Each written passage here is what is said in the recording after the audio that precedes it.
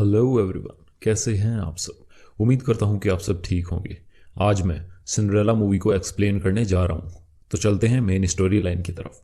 Movie के start होते ही हमें फ्लैशबैक में थोड़ी कहानी सुनाई जाती है। हमें बताया जाता है कि एक राज्य में एक बहुत अमीर आदमी होता है। उसकी एक बेटी होती है जिसका नाम सिंड्रेला होता है। सिंड्रेला की मॉम की डेथ हो गई होती है, इसीलिए उसके डैड को ऐसा लगता है कि सिंड्रेला को माँ के प्यार की बहुत ज़रूरत है। इसीलिए वो दोबारा शादी कर लेते हैं। उसकी दूसरी वाइफ अमीर परिवार से होती है और उसकी भी दो बेटियां होती है जो सिंड्रेला की हम उम्र होती है। उन दोनों लड़कियों के नाम होते हैं एनास्टेसिया और ड्रिजेला। अब सिंड्रेला के डैड की अचानक ही डेथ हो जाती है और डेथ के बाद ही उसकी सौतेली माँ का असली चेहरा सामने आता है। वो बहुत ही लालची, घमंडी और सिंड्रेला से नफरत करती थी।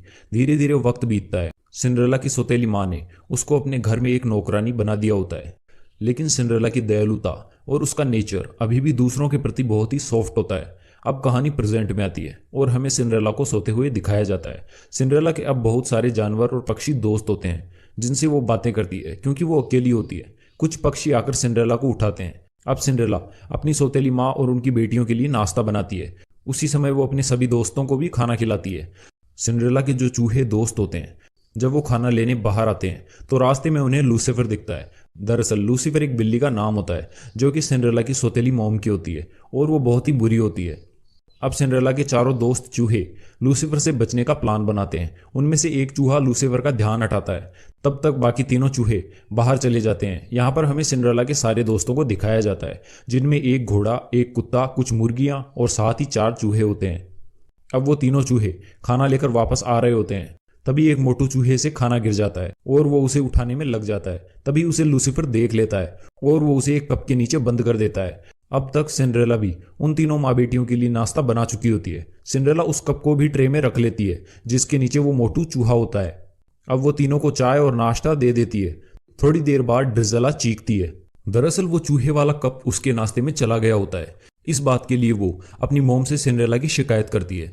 सिंड्रेला उनसे कहती है कि मेरी कोई गलती नहीं है, लेकिन उसकी सौतेली माँ उसकी एक नहीं सुनती और उसे सजा के तौर पर पूरे घर की सफाई करने को बोलती है। अब सीन शिफ्ट होता है और हमें उस राज्य के राजा को दिखाया जाता है जो अपने बेटे की शादी ना करने की वजह से बहुत परेशान होते हैं। दरअसल राजकुमार केवल उसी से शादी करना चाहता है जिससे उसे सच्चा प्यार हो।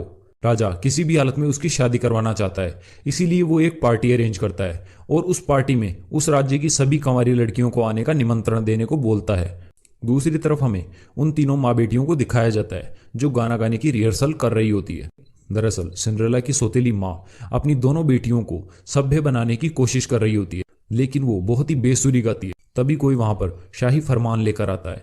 सिंड्रेला जब उस फरमान को अपनी सौतेली माँ को देती है और वो उसे पढ़ती है तो उन सबको पता चल जाता है कि आज शाम को शाही महल में एक पार्टी है जिसमें सभी कंवारी लड़कियों को निमंत्रण दिया गया है। सिंड्रेला जब ये बात सुनती है तो वो भी वहां जाने के लिए बोलती है। सिंड्रेला की दोनों सौतेली बहनें उसका मजाक बनाती है। सिंड्रेला की मॉम बड़ी ही चालाकी से काम लेती है और उसे कहती है कि जब तुम पूरा काम कर लो तो तुम हमारे साथ चल सकती हो। दरअसल उसने सिंड्रेला को बहुत ज्यादा काम पहले ही दे दिया होता है। सिंड्रेला काम में लग जाती है, लेकिन वो तीनों उसे काम के बीच में बहुत ज्यादा डिस्टर्ब करती है। इसीलिए वो पार्टी में जाने के लिए अपनी ड्रेस को प्रिपेयर नहीं कर पाती। सिंड्रेला को दुखी देखकर उसके सभी साथी चूहे और पक्षी उसके लिए एक बहुत ही खूबसूरत ड्रेस बनाते हैं। इस ड्रेस को बनाने में उन्होंने सिंड्रेला की सौतेली बहनों की स्कार्फ और नेकलेस का भी यूज किया होता है। जब सिंड्रेला उस ड्रेस को देखती है तो वो बहुत ज्यादा खुश होती है। अब रात हो जाती है और उन्हें लेने के लिए शाही बग्गी आती है। उन तीनों को बिल्कुल भी अंदाजा नहीं होता कि सिंड्रेला सारा काम समय पर पूरा कर लेगी।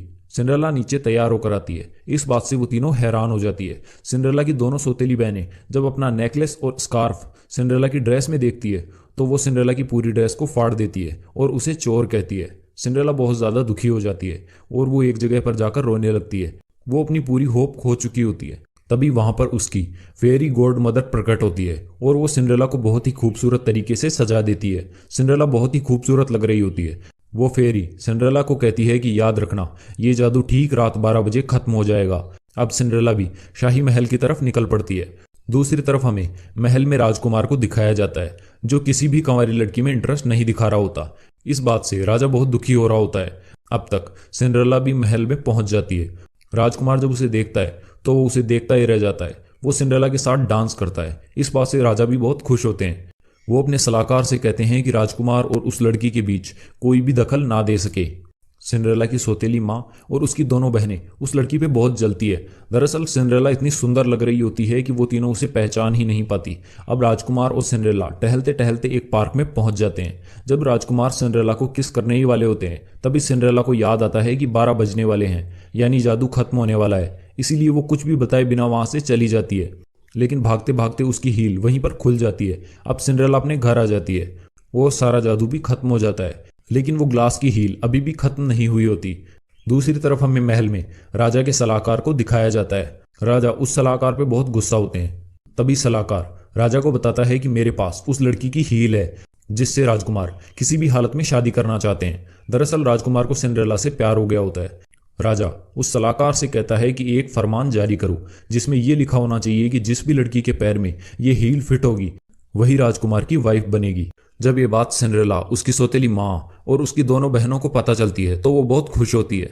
सिंड्रेला भी बहुत खुश होती है। वो कोई भी काम ठीक से नहीं कर रही होती। इस बात से उसकी सौतेली माँ समझ जाती है कि वो लड़की और कोई नहीं बल्कि सिंड्रेला ही थी। इसीलिए वो उसे एक कमरे में बंद कर देती है। सिंड्रेला बहुत ज्यादा रोती है और वो उसे दरवाजा खोलने को बोलती है, लेकिन उसकी सौतेली माँ उसकी एक नहीं सुनती। अब सिंड्रेला की जो दोस्त चूहे होते हैं वो बड़ी मुश्किल से वो चाबी हासिल करके सिंड्रेला तक ले आते हैं, जिससे वो गेट खोल लेती है। दूसरी तरफ राजा का सलाहकार उनके घर पर आता है और उस हील को सिंड्रेला की दोनों सौतेली बहनों को पहनाकर देखता है, लेकिन वो उन्हें बिल्कुल भी फिट नहीं होती।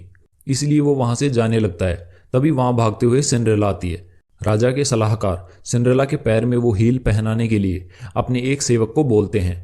तभी सिंड्रेला की सौतेली माँ उस सेवक को उलझाकर गिरा देती है, जिससे वो कांच की हील टूट जाती है। राजा का सलाहकार बहुत दुखी होता है, क्योंकि उनके पास केवल वही एकमात्र सुराग था उस लड़की तक पहुंचने का जिसे राजकुमार चाहते हैं। तभी सिंड्रेला उन्हें उसी हील का सेकंड पीस दिखाती है जो कि उसके पैर में बिल्कुल फिट होता है।